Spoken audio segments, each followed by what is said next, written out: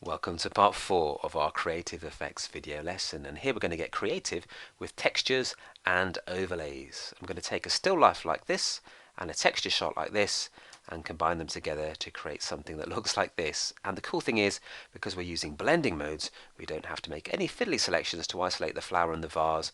We can just simply blend the two together with a couple of clicks. I'll then show you how to create an organic border using layer masks and brush tips. Let's kick off by opening our start image, which is called part 4 before, and what we're going to do is click here in the layers palette to add a new adjustment layer. We're going to choose hue saturation and we're going to enhance the colors in our start image. Let's kick off by going to the blues, and what we're going to do here is create some much more vivid looking blues by pushing saturation up to around about 53 or so in this value here, and we're going to turn the blues a little bit more green by changing the hue to -9, and that just gives us a nice cross-processed greeny feel to our blues. We want to bring out the yellows as well in the shot, so we go to yellows, we can click here and we can boost the saturation of that to around about 39, so let's just drag that to the right, make sure it's nice and strong, and that brings out the yellows and makes them more vivid and vibrant. So there we have our enhanced shot. Let me just turn this off to show you the before, turn it on again to show you the after. And we can tweak the cyans as well. Let's just go in there to choose those colors, and let's just gently change that to a saturation of about +8. And let's just tweak the hue a wee bit with a -3 value or so, just to fine tune our colors and end up with a shot that looks like this. Once you've enhanced the colors of the main shot, let's go to part 4 texture, and let's select all of that by going to select all or Control and A, then go to edit and copy or Control and C, and you can then press Control and Tab to cycle back to the other open document, and then Control V or edit paste to paste that into the document as a new layer which rests on top in the layers palette. Now, the cool thing about a complex texture like this is that we can blend it in a variety of creative ways with the layer below. It's got different colors, it's got different tones, different shapes and different textures.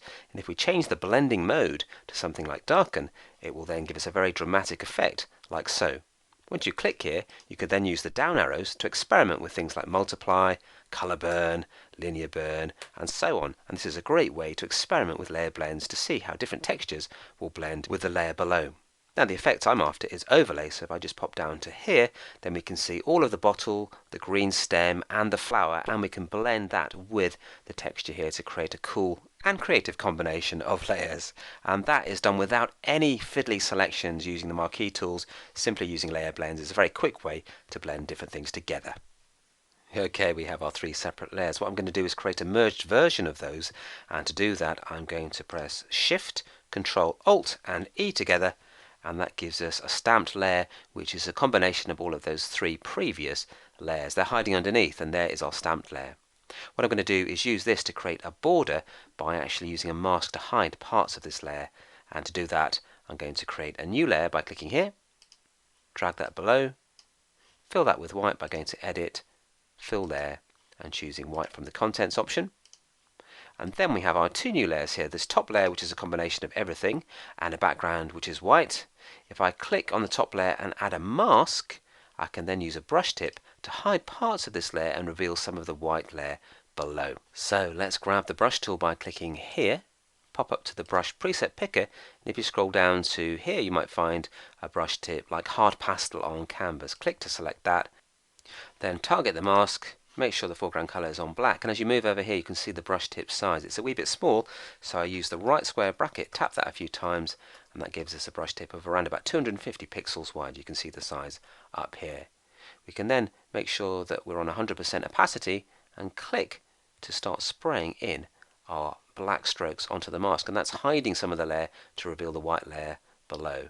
If I hold the shift key between 2 points, I can do a nice straight line, and that's a good way of starting off my border, just by clicking and holding shift to draw a straight line around the edge of the frame, like so. I can then zoom in with the Control Plus key, use the space bar to get the hand tool, and start to tidy up these edges here. I just want to get white around the complete edge of the frame and use this jagged border to kind of eat into the frame and create something fairly organic looking.